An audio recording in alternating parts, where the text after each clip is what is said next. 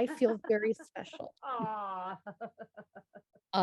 Because my husband is working, and I'm not spending it with the boss. So the joke in the office is that I had been the boss's Valentine for like 6 years.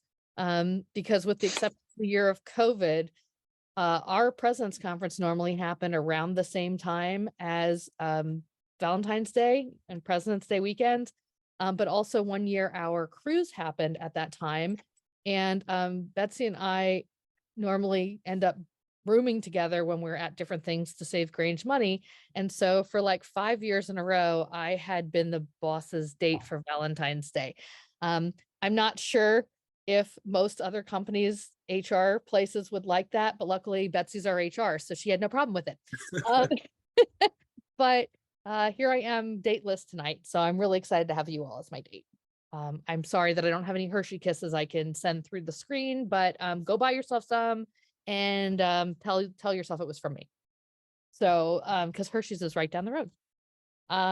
So tonight I want to do a couple things. First, I didn't get to see you last month because I ran away to Hawaii. Um, Tough job. so and I tried to get somebody to take over the night and unsuccessfully. So I was very fortunate. My brother and his wife and their now 2 kids, because one was born in December, live out there, and I was planning to go and visit them. So I already had my trip pretty much booked on my own dime. And then we got the opportunity to start the first Grange ever in Hawaii. And so the Big Island of Hawaii now has Big Island Grange #1. So that is super cool. We're really excited. Their charter has arrived. Their money has arrived. Their charter application has arrived. Their money has arrived, and we are getting the materials together for a kit. And thanks very much to Idaho State Grange and Eileen, who are sending them some toppers for staves. They're going to have to find their own sticks. We didn't splurge for that. But we are getting them a couple of things to really make them feel at home in Grange. They have a member who is from California. They have a member who's from Colorado. They have a person whose sister is the Idaho State Grange vice president and has been peripherally involved in Grange stuff, but she's lived in Hawaii for a number of years. And we have a person who, until very recently, was a member in DC. So we do have a number of folks there in that Grange who are able to bring Grange to them. This isn't going to be, a totally far afield group, but they are an interesting group. The gentleman who was really interested in bringing Grange to them also thought that they would do a lot of Zoom meetings and then have like fraternal fellowship events. They heartily rejected that idea. They really, really liked the idea of being able to get together, to potluck and to talk and see each other face to face. And so this group looks a lot like Grangers, which is really cool. And I know that they would very much love to hear from your states or your Granges to say welcome, because they definitely were a little worried that because they're so far afield, they wouldn't get that feeling of being part of this fraternal organization. So I will make sure that I, in the next patrons chain, get out the secretary's contact. It's actually Elizabeth Heiner, who's the Colorado State Grange member. But she lives in Hawaii now, and I'll make sure to get her contact information out. So hopefully you guys can send some cards and say hi. So that's exciting. We are still on track for a net gain for the year. Don't tell anybody. Thanks, Tom. And some of the Western states again, who are helping us out with that. And we are updating the resource binder. So if you have a resource binder, it's 1 billion pages. This will still be 1 billion pages, but it will have the updated program guide and digest and all of those things. So I will let you know next month when it's available, and you can download the new updates to that and everything if you are so interested. So that's stuff from our end.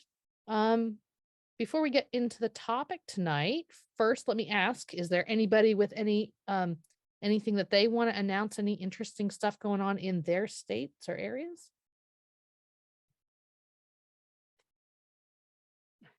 John had his unconventional meeting for his state that had about 45 people or so on last week or the week before. And that was fun. And Tom, and I'm going to ask you to talk a little bit about this. Tom Gwynn, who's our state president in Washington, just came off of, as you might have heard, 5 weeks on the road. 5 weeks on the road doing leadership conferences. So I was hoping that he could tell you what those leadership conferences are, who they kind of target, how they do those, reminding you that Washington doesn't look like a lot of your states. Washington has 215. There you go. That number changes sometimes because he sometimes added some for me. 215 Granges, and a whole bunch of members. So they have a lot of folks that they have to get information to. So, but still interesting. So Tom, do you want to talk a little bit about your leadership conferences? Okay. We just completed our leadership conferences on Saturday night. We hit 20 different counties, 20 different pomonas here in the state.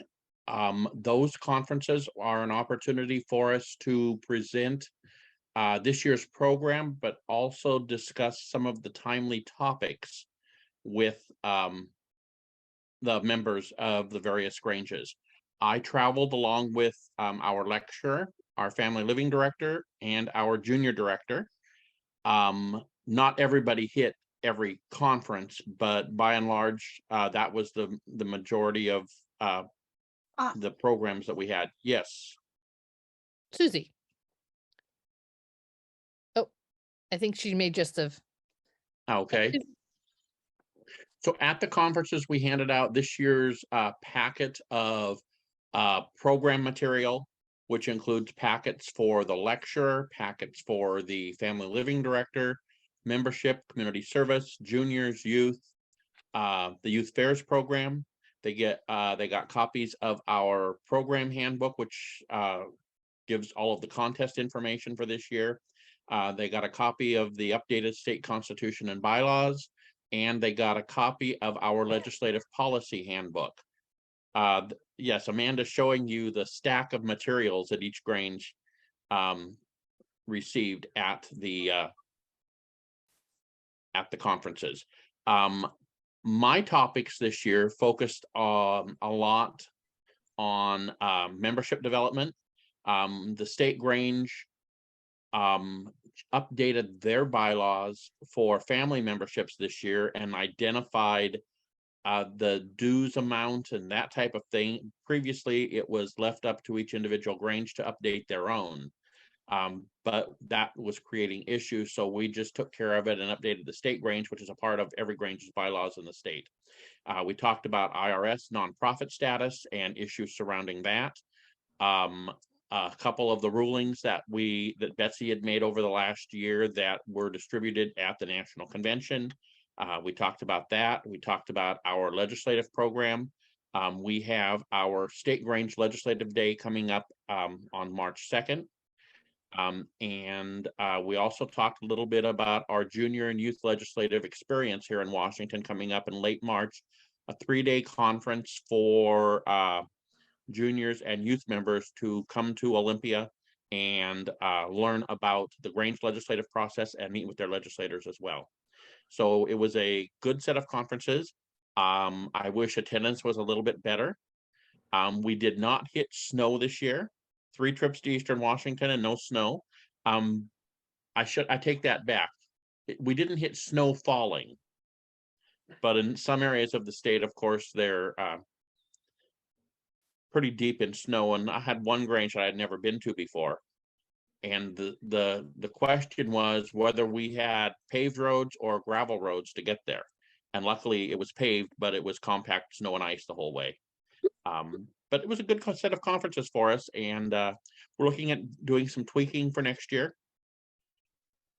Maybe setting them up to visit the pomonas. I'm seeing not everyone there is interested in some of the department information that was provided, and so I need to do something to keep everyone occupied during that time. And so we have supplemented that set of conferences with a series of Zoom leadership conferences. And we've completed our secretary's training. Last night was family living.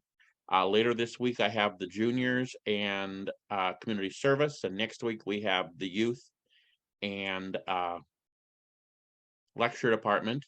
And then I meet once a month with a question and answer Zoom meeting with the master.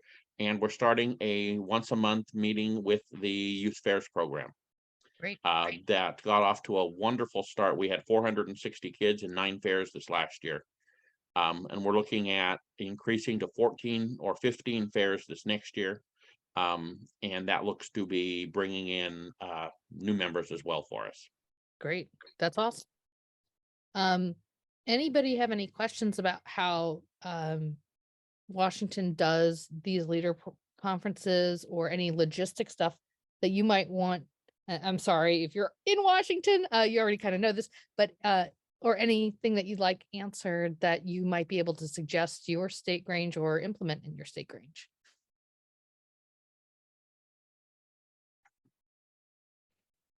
Okay, well, if you do, Tom will be here for a little while. And if not, I can get you in touch with him. So on that topic, Carrie, I also was going to ask you if you would just talk a little bit about grit conferences, and what those are for. You got them in several of the states in your region, but specifically what you guys do in Illinois, that could give you some ideas as well for your state that might be useful. So in Illinois, it's set in our bylaws that within 30 days of our annual state Grange session, we have to hold either 1 or 2 grit conferences. We call them grit conferences. It stands for Grange Resources, Information, and Training.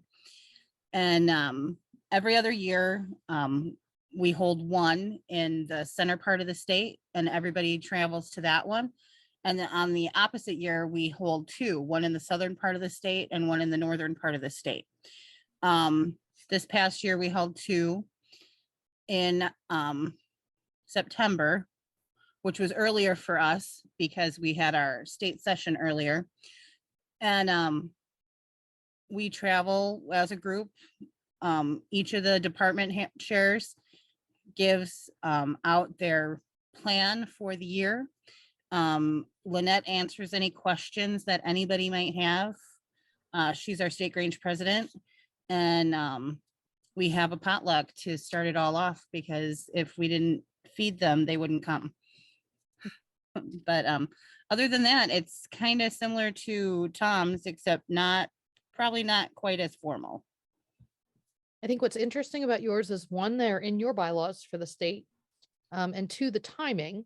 Now, for many of you who have conferences in October, that would be really hard to do because of national session that you're obligated to come to. Yours is in around the second weekend of September, from what I remember, or early in September. So that makes October their time period. One challenge with that, of course, is when national throws a wrench in the box and puts out new stuff, and you're like, oh man, we didn't get to give that information out to our folks. But it certainly does give it in a really timely fashion. People have it 11 months in advance from your next conference. So I think that that's a really good and interesting thing as well. And for Tom's group, their session is actually in the June, July area, early in July. And so they're pretty much seeing their folks 6 months or so, 7 months after their convention.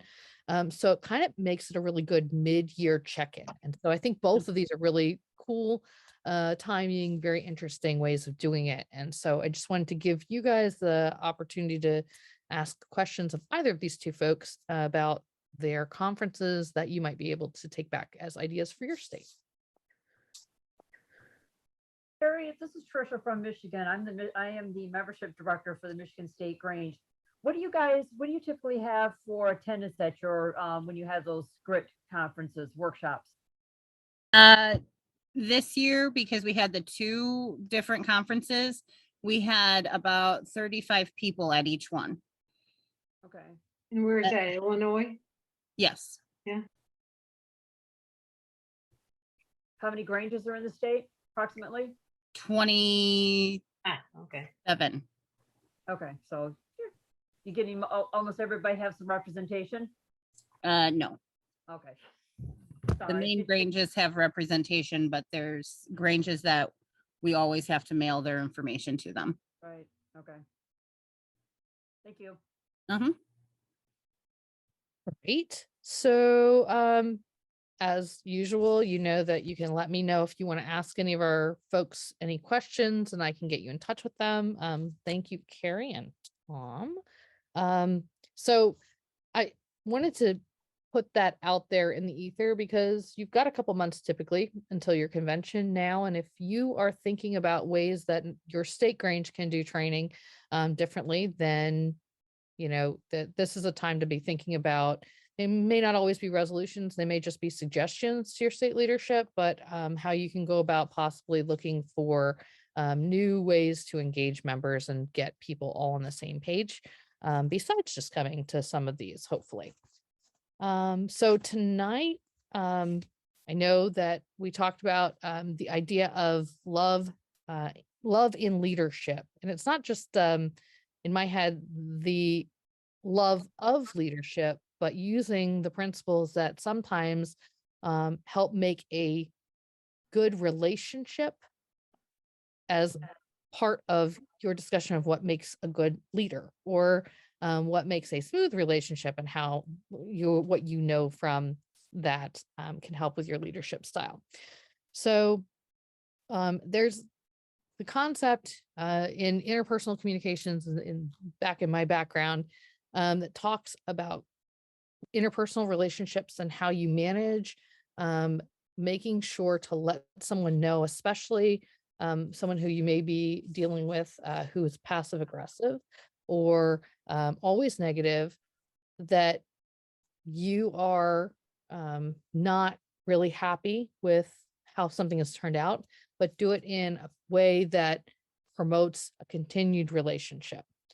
Why do I talk about this? Why do we care? Well, we've talked a lot about sometimes when we are working with our members, it's really hard to figure out how to tell somebody who may be a great member otherwise, but is challenging for some reason, that something that they're doing is not appreciated. And also, we've talked about the fact that it's very, very hard in Grange to approach someone in a way that lives by our bylaws, by our what we take in our oath to respect each other as members, and to not defraud our brothers or sisters, but also not to put them in a position where they feel pushed out or told that they are not welcome. So tonight I wanted to talk a little bit about some phrases that we use in relationships sometimes that can also be used in our discussion with our members that are concerning. And I wanted to hear from you all some situations where you think that these might be appropriate. Hopefully they're not situations you've encountered in your own Granges, because your Granges are perfect and wonderful and have no strife in them. But maybe they come from what you've heard from other Granges. So I was hoping that we could have kind of a fun back and forth about this. And if any of you would like to give me an example of a member who has been challenging to you and you're wondering how you could use positive and helpful language to show them that they are a part of our family, and therefore they are appreciated whether or not loved, and that you want to continue to see them as part of that family, but that their actions aren't either appropriate or satisfying for you or the group. So does anybody have an example? We have a member, he's been with the Grange a while. He's very active. He does a lot. He comes across as a drill sergeant, and not in a good way. Okay. I've actually approached people about joining the Grange, and question was, is this person still there? When I said yes, they said, no, thank you. So I'm not sure, I mean, he's tolerated because, okay, he is a driver of things going on, but I don't think he makes it enjoyable for a lot of people. So any suggestions, that we could try would be welcome. Okay. Does anybody want to give a suggestion before I kind of jump in?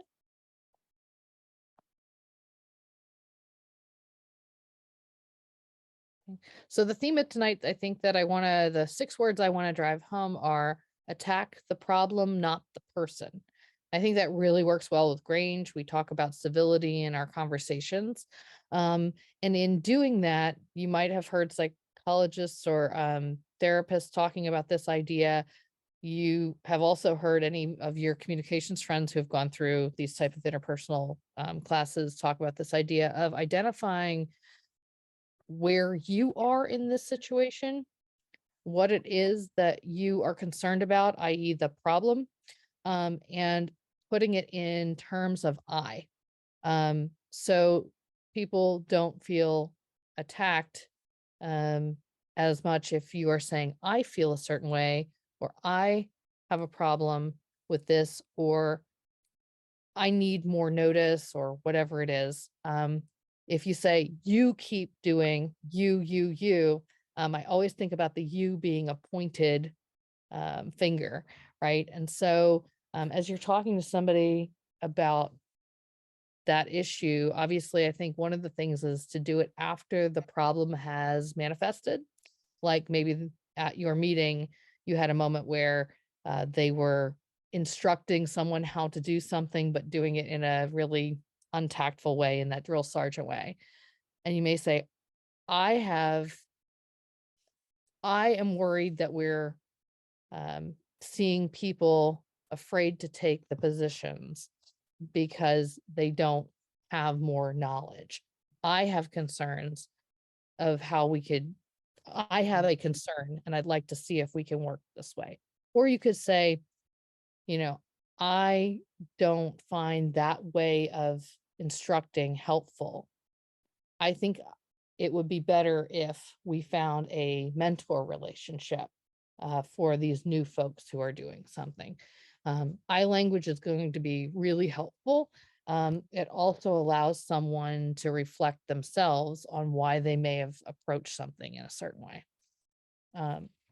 If you have another more specific example, Steve, of when this has happened, we might be able to come up with some statements. And I'd love to have you guys also in our audience come up with some statements and try and practice this I language that would attack the problem, not the person. It's okay if you can't. I'm putting you on the spot and I'm sorry. I didn't tell you all to come with homework done.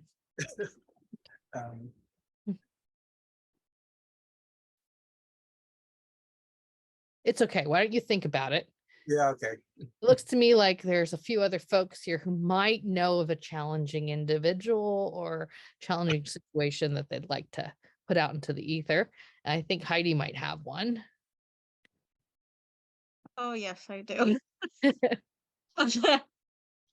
This is from my former Grange, because my Grange that I had been members my whole life and I was a 3rd generation Grange member in this Grange. We had a Grange member who literally said that the Grange was dead and why would anyone want to join? I was trying to encourage to get new members, but yeah, I didn't feel it was appropriate to bring them into this situation with this person. She even went to Pomona and was telling people that the Grange was dead and that our Grange was going to shut down and it was all my family's fault. Okay. So you can certainly use some I language there about, I feel that you don't want to see the best in this, but I'm trying to find a way to show kind of a bad situation. So a lot of times we start I and then move into you, right? I feel that you, and anytime you do you, if you can point, it reminds you that that's probably not the language you're trying to use, right? I feel like you are being really negative. That's a bad approach. But if you wanted to do something more like, I need to be in an environment that's positive. This doesn't feel like a positive environment. It's a way to avoid pointing a finger, but also saying, this is where my line is. This is something that I'm having a concern with. Also, I feel like we have done a lot to improve the Grange and bring new members in. I want to see a positive environment for them to experience some of the same stuff that we all have really enjoyed about our Grange experience. So the I wants, I feels kind of would help there. I won't pretend that any of this, by the way, is going to fix every problem. There are certain problems that unfortunately are Eileen and Tom and Judy and John's problem. They have to go to that state level, or they have to get to the point of like a mediation. But one problem that we seem to have a lot of is that we are too afraid to have these conversations at this local level. We automatically go to John and say, John, come fix my problem. And we don't try to have the conversation, or we have the conversation and the conversation is, you did blah, blah, blah. So I'm trying to figure out where that middle ground is. I think, Heidi, I know the situation that you're talking about, and I know that that probably had to go to that state level, or at least outside of your county, to have some extra resolution, because there was a lot more, I think, involved than just a negative person. But at least as you're in the middle of an uncomfortable situation, and this is the thing that we're all facing, there's some uncomfortable situation that we all kind of come up on.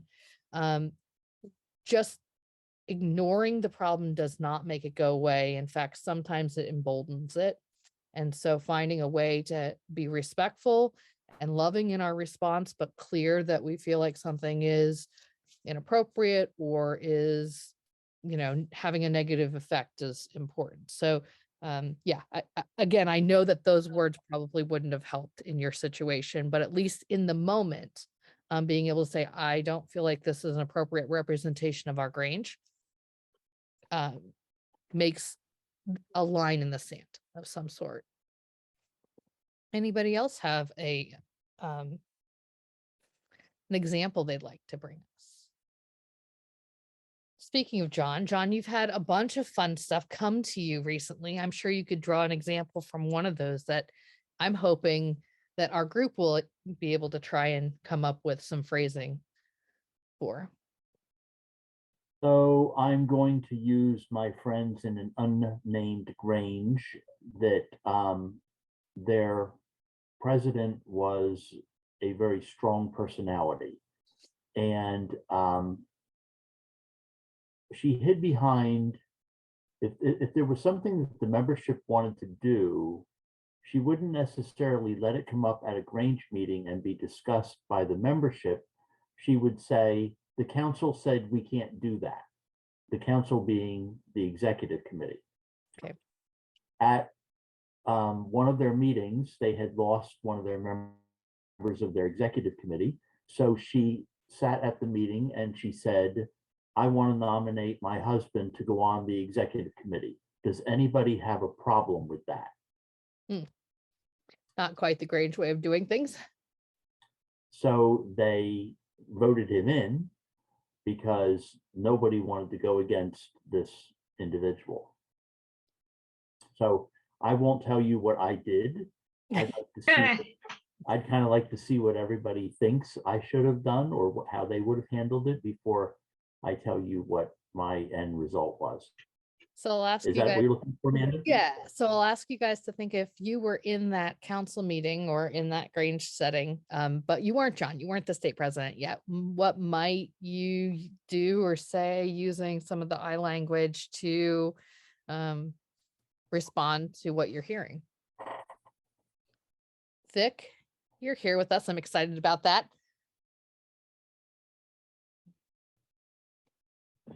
Well, that's, I personally would have probably said something and then proceeded to leave, Okay. starting there. Because just that's very does anybody have a problem with it? That, yeah, I have a problem with it. And that's not how, it's probably in the bylaws. That's not how we do this. It's not how this works. So if that's how the Grange is going to flow, then that's not the Grange possibly for me. I don't really like confrontation. And when people are my elders, I have a hard time with how do I then approach it. So I probably would have just been like, okay, well, I'll leave and just probably find a different Grange that I can go be a part of personally. But if it's in the bylaws and whatnot, then it needs to be addressed. And that's what I'm here to learn, is how do I address these things with people that are my elders and respectfully handle those type of situations. So I don't just kind of tuck my tail and be like, oh, well, it's not a place for me. Let me go. All right. So we're going to work on your hard candy coating, is like the way I like to put that. Carrie's heard me tell people that before. We're going to work on your hard candy coating. You're still okay to be, soft in the center, but that sometimes, certainly, I think it is hard to have, especially those moments, as you said, with people that are older than you and in theory wiser, or at least they've been in the Grange longer and hopefully exposed to some of our principles and guiding ideas. So I'll ask you this. When you have a question about how to make, for example, a favorite dish in your family, or if somebody says something like, put in 8 cups of flour, and you're like, I think you may mean 1/8 of a cup of flour. Do you ever ask, or do you just immediately follow? No, I'll be like, are you sure? Because I thought we did it this way. Okay. Let's go back and look at the recipe. Are you sure about that? That sounds like a lot. So, and you do that probably because you respect them and their family. You love them. True. So the same idea kind of comes into play here, because I don't want us to feel like it's always confrontation, because to me, confrontation means conflict, and it means kind of butting heads and warring. That certainly might be the way it's perceived. It certainly might be the way it just ends up, which is unfortunate, but grandma might be real mad that you questioned her about a recipe too. So, there was always that possibility. But I think seeing the opportunity to say, can we take a beat? I'm confused. I'm not sure. I think I've read something different. That puts it on you to say, I might be the newcomer here, or I might be, having a moment, of reflection on what I believe might be the appropriate way. But you're doing it in a way that's not confrontational. You're doing it in a way that is loving and saying, I'd really like us to make sure that we're confident in what we're doing moving forward. And so being able to have kind of that steadfastness of character and mind to say, I love this organization. Secondarily, I love all of you because you are part of it. You are part of my brothers and sisters. And so I'm not going to, shame you if it was just a mistake, or I'm not going to, really get into a conflict with you, but I am going to say, let's make sure, so we can all be comfortable in our space. Because that's what we all want when we're at dinner with our family on Sunday, or when we're at Thanksgiving or whatever. So it's kind of the same approach, that same idea. Okay. Anybody else have an idea of what they might have said if they were sitting at that table during the executive committee meeting? Lois, you've been with the Grange forever. You are one of our 66 years. You are one of our elders that we absolutely look up to and respect. What do you think? Well, in Vermont, we have Lester Gibbs. We don't have to worry about any of that because he just gets up and says, you can't do that. Okay. One of the things that I immediately thought when I heard that, John, and you guys feel free to chime in, is the executive committee was working as a board and making a decision that was beyond their scope. The executive committee, as I think most of us know, only meets and works to make decisions in time of emergency or need. Losing a board member or executive committee member, whatever language you're using, council member she was using, is, something that you at some point will need to address, but it is not an emergent need. The pipe is not burst and your floor is not getting ruined. The bank has not called and said all of your money was stolen. It's not something that a decision must be made today. And even if it were, that decision is for the body as a whole, not the individuals who are part of that executive committee to replace the person.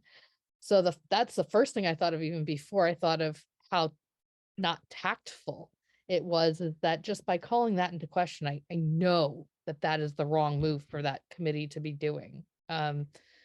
So I know that the state president, if you got a phone call and was told this story, would be like, yeah, no, you can't replace them like that. You need to have an actual vote of your membership at the next meeting, or, at a meeting called especially to do that.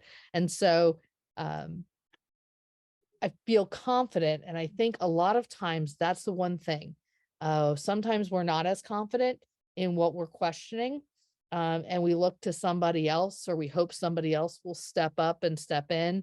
And certainly if you're not 100% confident, it is harder to kind of put the brakes on something. But that's where going and finding these mentors that will help you know some of the Grange rules and customs and things like that would be important.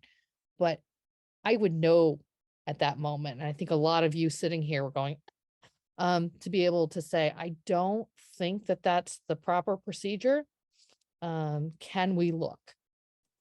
Can we determine this? I don't want to see someone placed on the board and then be stripped of that responsibility later because it was done inappropriately. I want to make sure. So John, how do you handle it, or do we not get to know? So I'll tell you. So I'd had a complaint or two about this Grange, and this Grange is what I call one of my free spirit Granges. They tend to march to the beat of their own drummer. So I went down to their meeting in April, and the president that I was referencing earlier was out in the parking lot, and they had built a food pantry that I was walking over to take pictures of. And she says, "Oh, what are you doing here? Coming to check up on me?" with a slight edge to her voice. "Oh, did somebody call you and report on me or something?" She had some smart aleck comment.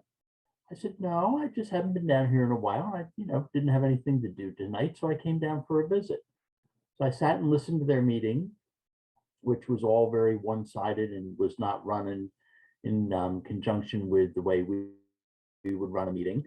And I went back the next month with a 3-page letter, which basically said, "You people are either going to follow the Grange rules, or I'm taking you over and I'll become your acting master and you'll act the way a Grange should act." So I waited till the very end of the meeting and got up and read my letter, and I hate confrontation. So it just was like I'm practically shaking as I'm standing there reading this letter. The meeting, I finished the letter. I wanted to hightail it out of there before I got snagged for comment. And she came up to me and she didn't like the way I addressed the issues. And the issues were, they don't have updated bylaws. Their treasurer's report lacked any, their meetings just lacked organization. Just right from the start of the meetings, I kept hearing the things that Tom had said to the state presidents at the president's conference last year about a couple of the problems with some of the Granges in his state not having some type of form to their meeting. And I just laid it all out. And she says, "I don't like the way you handled that. I think you should have spoke to me first. I'm resigning." And I said, "Okay, from being president or from the Grange?" And she said, "Both." And I said, "Okay, thank you." and she gave me 30 days notice. 30 days went by, and I went down to their next meeting and didn't know if, as I'm driving home from the Grange, and their Grange is about an hour, hour and a half from my house. So the whole time I'm driving home, I don't know if I have just blew up that Grange and basically shut them down, or if what I did was a good thing. So I agonized over this for a month, went back to their meeting, went to their meeting the following month. She and her family and some other friends of hers had all resigned from the Grange. So they had probably 18 or 20 members before this happened. They were down to 7. Well, word got out that this individual had left the Grange, and they've now taken in 12 or 14 new members, and they have a new lease on life, and they're active. They have the food pantry out in front of the Grange Hall. They've been serving meals on Friday afternoons to anybody in the area, and they're just really very active in their community again. So what I dreaded and thought was probably a bad thing really turned out very well for them. Nice. And that's one thing that I think I want to point out is a difference. We do have a structure, and while almost everything here is grassroots, at the end of the day, you know, we manage our own Grange like we manage our own family. But sometimes, and hopefully, just like with our family, this never happens, or it happens super rarely, but things get a little out of control and you have to call in an expert or someone, and help straighten things out, mediate things. Maybe it's a direct family issue and you have to call in a cousin to help mediate. Maybe you have to talk about family therapy, whatever. John and Tom and Judy, and Eileen are that therapist, that family therapist, right? In some ways, because they're the state presidents who, have been elected to do a lot of things. And one of them is to help mediate some of this stuff.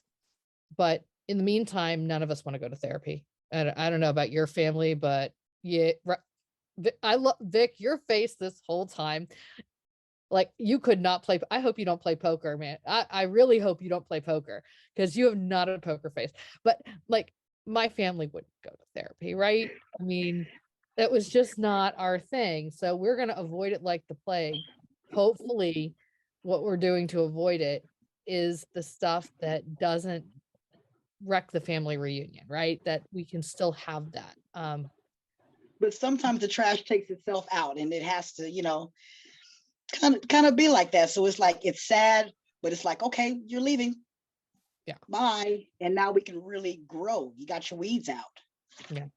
Yeah. And unfortunately, I think that that's one of the biggest takeaways when you start talking about how to work with difficult people or work with conflict, or at least difficult situations, and attacking the problem, not the person, because people will hold personally when you say to them, you're an idiot or you're marrying an idiot. Probably you're marrying an idiot will last longer than you're an idiot. It just does, in some ways, but they will respect oftentimes after they've married the idiot and divorced the idiot that you said, I'm concerned that you're not going to be able to grow into the person that you can be, because you're tying yourself down here or whatever. So it's just a matter of thinking about how you would take something if you had criticism coming to you, and what would be unforgivable, because we are a family. We have to work together in whatever we're doing in our Grange. And hopefully the unforgivable things are not the things that we're saying or doing. And that's happening. I like this philosophy on some of the leadership stuff. And it is a leadership thing, because even if you don't have a sash, even if you're not elected to anything, it takes a lot of guts. And that to me is peer leadership sometimes, to be able to say, I'm concerned at the tenor of our meeting. I don't think that was appropriate. I worry that we are setting the tone in the room for the new members negatively, whatever it is, whatever you're kind of addressing at that moment. It takes a lot of guts, and that's a leadership characteristic that's important. But I really like this lesson. I'll tell you, because I did reflect a lot on, where this fits with us as a family, and why this feels like it resonates so much with me.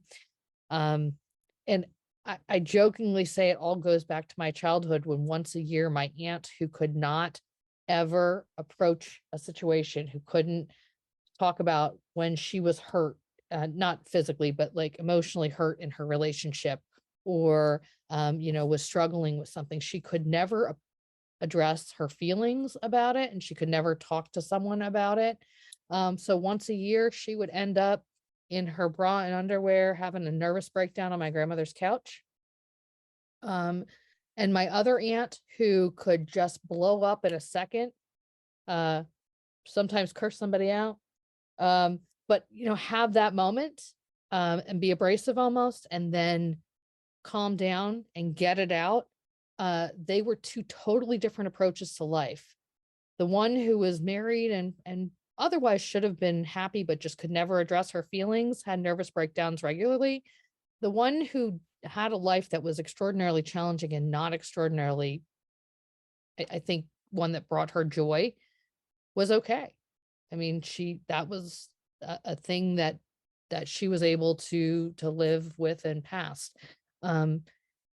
We internalize a lot of the things that happen in Grange, and then I'm going to go call Carrie and be like, I cannot believe that Jenny did this.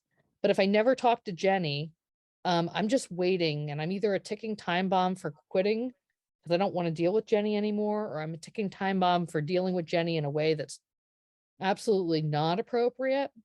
And so I don't say that my Aunt Earla's approach was great, but I do say that finding a way to be able to address the problem, attack the problem, not the person, is a really important piece in order to keep our own sanity in this, because we're putting a lot of ourselves into Grange, and then keep our Grange moving forward. So I hope that this was useful for you tonight. I hope that attack the problem, not the person, is kind of stuck here in the head, that the I language idea is stuck in your head, and also just knowing that it's courageous to love.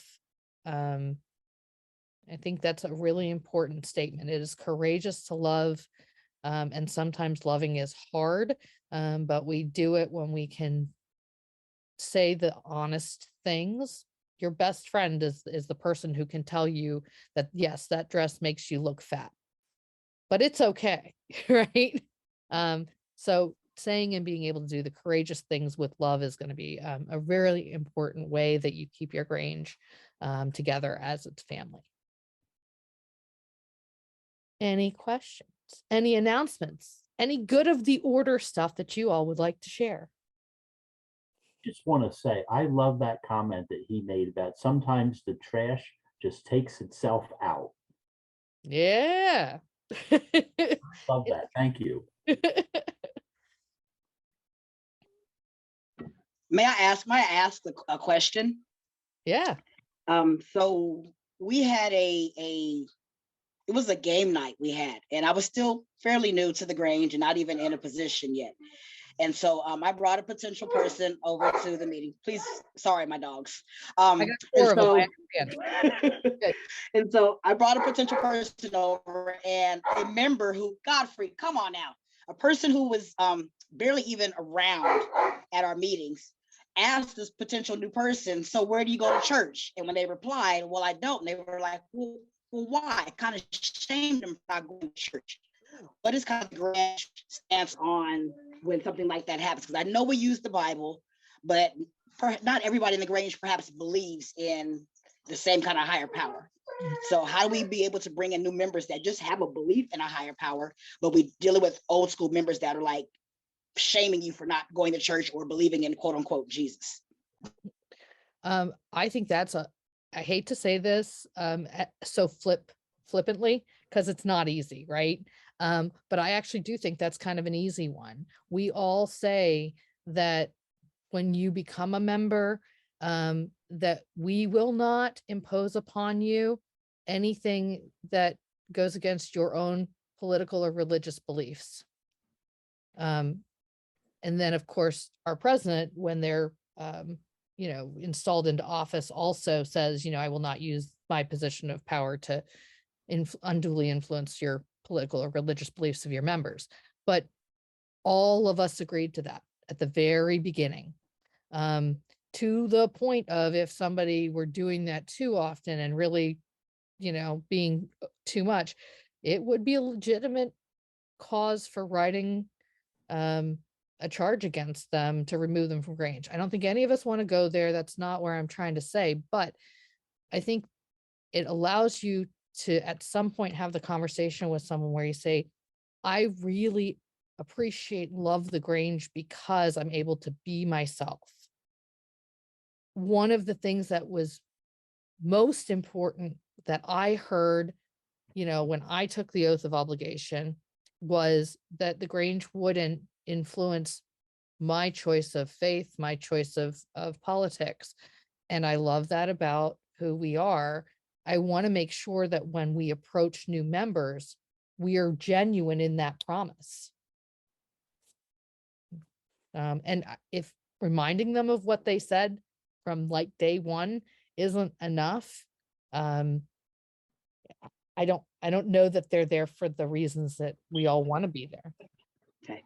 Yeah, that's helpful because I was taken back by it and I'm going, how do I now talk to this person? Do I even bring it up? Because when I joined the Grange, I mean, clearly I am the unicorn and I'm proud to be a trans person of color and in this organization. I am very, very proud that the Grange, none of that mattered when I walked in the door. And so that love that the Grange is here in Washington State showed me is what made me go, yeah, this is a place that I can call home. And this is where I can come back and reconnect to something again higher than me and plug in with other people because none of this about Vic mattered to them. So for a person to come and do that to, I was just like, okay, how do I handle it or do I not handle it? Yeah. So that was very helpful. Yeah. Thank you. Thank you. Vic, do you mind if I ask you what your preferred pronouns are so we all get them right? Because you're now becoming a regular here and I'm excited about that. So my pronouns are they and he. Feel free just to say Vic. I know the they pronouns is hard for some people to understand kind of how that works, and we can definitely have conversations around that. So to make it easy, I use male pronouns. And so when I crossed over into the Grange, I was nervous because I thought they were going to make me cross over into, female. And Worthy Master Jared was like, you're a guy, right? And I'm like, yeah. And he's like, well, duh, well, you stand right here. And that's that. So it's like, yes, like, oh my gosh, yes, home. Absolutely. Thank you. Thank you for asking. Anybody else have anything that they'd like to ask or add? I do. It's not very often that you notice it, but we had a member who recently died in January, Mary Kay Richter, and she actually made the New York Times. Wow. On the 18th of January. Unfortunately, it's behind a paywall, so I can't get to it. But one of the things that she was noted, she had a son who had a very rare genetic disease, ectodermal dysplasia. Not exactly sure the details, but that was basically the gist of the article, noting that she basically founded the organization that supports that disease. Oh, that's interesting. I'm going to look her up. I'm going to look that up. nfed.org is the foundation that she created, and they have a bunch of information and some videos about her. All right. Well, it's 9:33 my time, and whatever time it is with you guys. And I'm excited to let you go a little early. So if you do have a Valentine in your life, you can make a text or a phone call. And if you don't, you're more than welcome to text or call me. I'm going to stick around with Vic and Trisha for a minute or two. And then a couple of you state presidents, especially, I'm going to be touching base with them next week or so. So thanks for joining us. We'll do this again in a couple of weeks. In March, we have Ag Day coming up in DC. And I want to talk a little bit about agriculture and where that's of interest to our new members coming in, and how we can try to basically reconnect with that part of who Grange is in a way that we're seeing is important to potential new members. I think that's a good lead in to Ag Day. And I'm hoping to bring on one or two folks to talk as well with me. And so we'll see you in a couple of weeks. So, and thanks for coming, guys.